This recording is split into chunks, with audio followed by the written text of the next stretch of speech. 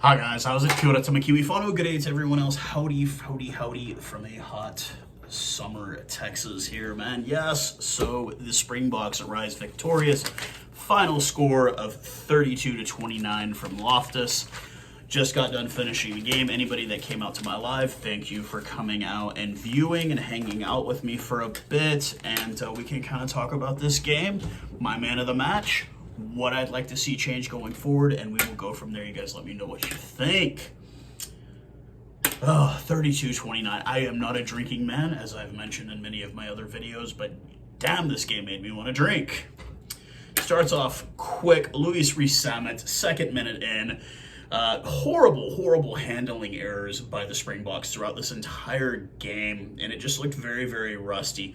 We get a line out. Loftus bobbles the ball as we're coming down from a line out, and it ends up in the hands at some point of Loftus Versfeld, and he goes in for a quick and open try early, second minute in.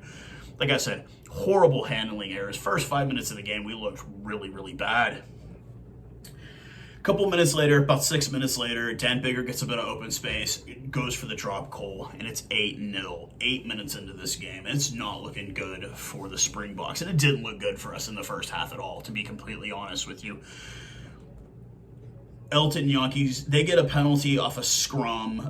We get the end. Elton Yankees elects to kick at the 12th minute from 40 meters out, and he shanks it. Not even close. Damn you, Elton. 4 minutes later, we get another penalty for Wales not rolling away, and Yankees actually makes this from 32 meters out, and the score is 8-3.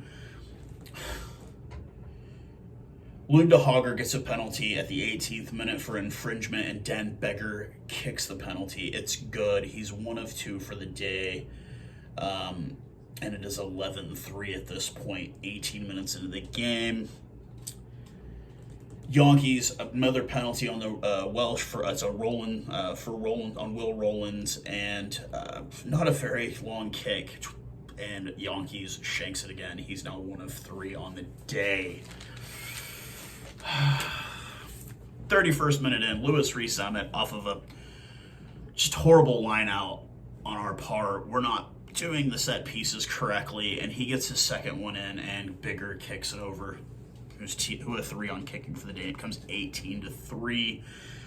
Dan Biggar ends up earning the first of 4 total yellow cards for Wales on the day at the 37th minute for not rolling away, and hoping to turn a bit of momentum. You know, we're up by a man, and we don't really turn it into anything until the second half. Second half starts.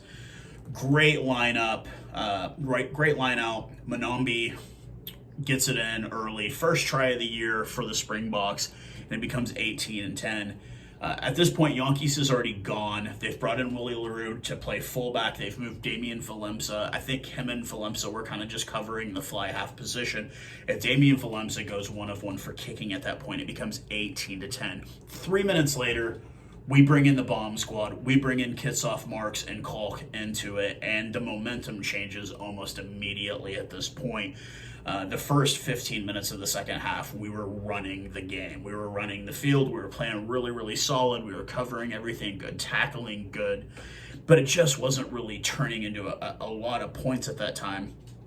At the 50th minute, 2 minutes after the bomb squad comes in, Malcolm Marx does what he does best. He scores off of those, off of those mauls, off line outs. He just drives them in, and he's just a genie at it, man. And we finally, get a second try on the game, and it's now 18-15. Willemse does miss the conversion, unfortunately. So it's now 18-15. Couple minutes later, Dan Biggar gets another penalty kick from 27 meters out, and he clears it. He's 3 of 4 so far on the day, 21-15 the score at that point, 61 minutes in.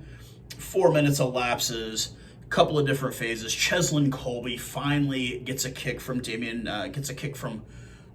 Willie LaRue, passes Mapipi, gets Colby, he knocks it in right on the corner.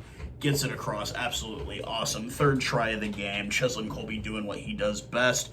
And Willemse does convert. It becomes 24-22. We take our first lead of the game. 24-22 for Wales still at this point. Alan Wynne-Jones gets a yellow card at the 66th minute. This is one of several yellow cards in the last 20 minutes of the game for Wales. They end up having three total in the second half. I still don't exactly know. I kind of reached out to a couple of my followers, and they haven't told me what I just couldn't see it. I didn't hear it. I was paying attention really at the time. Couple minutes goes by. They're still down by a man, and Jesper Wiese goes in, man of the match in my opinion. Absolutely great game from the number 8 there for the Springboks, and it's upheld by Wales. Louis Rees-Zammit gets a yellow card because it's just dirty play all around, and a minute later we're given the penalty try. The referee at this point is just done with the crap. The cuck from the Welsh side, and is just telling Dan Biggar. Dan Biggar is doing an amazing job. If this was America, I'd put him up for an Oscar for best actor in a comedy, basically. So penalty right there. Louis Rees-Zammit a minute later, and then off of that, Rhys Garrett gets a yellow card for that off the penalty try. So they're now down 2 men with less than 10 minutes left in the game. Thinking that it's going to be an easy little cakewalk there, 15 men against 13, and Wales turns around. Dewey Lake gets a try off a line out for Wales, and Biggar actually misses the conversion. He's 4 of 6 on the day, and they tie it up 29-29, 4 minutes left in the game. Trying to put things together, nothing's really coming apart. You hear the siren go off at the 80th minute. I'm on the edge of my seat. I don't drink, but I wish I could drink right now. And a deliberate knock-on penalty by that Dan Biggar. Dan Biggar gets Damien Willemse with a 35-meter penalty kick, and he knocks it through. 24-year-old Damien Willemse saving our butts in this game, and we get the win 32-29. A very ugly game by the Springboks, no question. Not our prettiest game ever. We had a lot of those last year. We had some ugly wins last year, and I guess the one thing I really want to bring up is I know he's got his supporters out there. I know some of my followers, Swanee amongst them, guys that are Lions supporters, are huge Elton Yankees guys. But the risk outweighs the reward. Why are we dressing Elton Yankees? There's absolutely no reason to be dressing that man. None at all. I get Handré Pollard needed some time off, and that's fine, and that's cool. But we would have been a lot more comfortable had Yankees been able to knock those points through. And you can say, oh, well, Handré Pollard does the same thing. Well, I feel like Handré Pollard actually tackles. I don't feel like we really get anything in the reward for when Yankees misses kicks. And he had several bad kicks in the game. I mean, everybody did. We played really cocky. It was a bad game. The Springboks did not play well. But I felt like it would have been a bit more comfortable had we had some solid kicking in the first half. And like I said, we could say this about Handré Pollard many, many times over and over again. I just feel like he gives us a little bit more of a reward out of, even if he's missing kicking, he plays defense really well. We got none. Like he doesn't, I just don't feel like it. And my hat is off to Willie LaRue coming into the game, the veteran on the team, one of the big vets on the team coming in. And him and Damien Willemse kind of flip-flopping with the fly half position. Obviously, Damien taking over the kicking in the second half when Elton Yankees went off.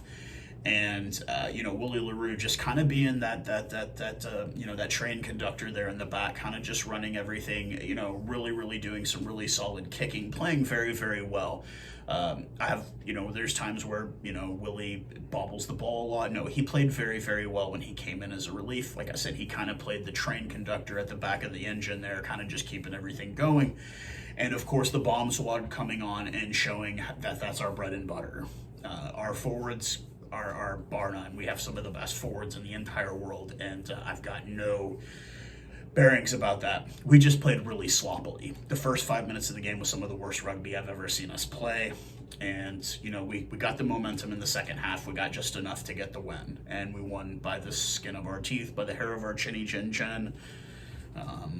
As they would say in the old nursery rhyme that children's story we all used to hear when we were kids. And, if this is I tip my hat to Wales. They definitely did their homework. Typically when we get these 5-meter lineouts, it's money for us. We're getting the ball in.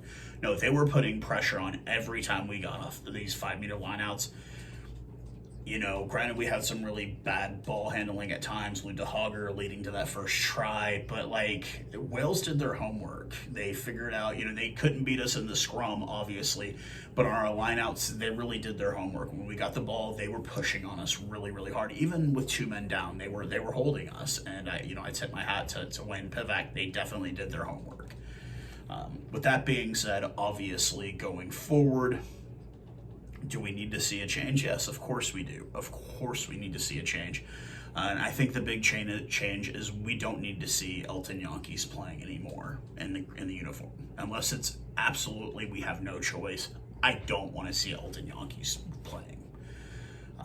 That's just my personal opinion here as a rugby guy, as a rugby fan, the Fairweather rugby fan.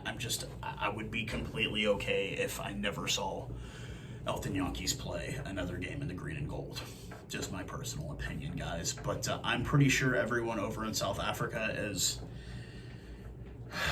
happy for a win, maybe not jubilant. I think the real winner of the game here was the crowd at Loftus. When the national anthem started, I got goosebumps. Like, it was just an absolutely beautiful sight to see everybody smiling, arms around each other, and just yeah, like I said, we made it through. You made it through, guys. You won, and I know that blackouts are a really big issue still right now with Eskom and their tomfoolery. But you know what? You got to watch the Boks win a game tonight, and that's kind of all that matters at the end of the day, man. So with that being said, obviously we got plenty of more international rugby on the weekend. I'll do a weekend recap video sometime in the next couple of days. And then we've got round 2 next weekend, same time, I believe, 10:05 a.m. start here for me in the state of Texas.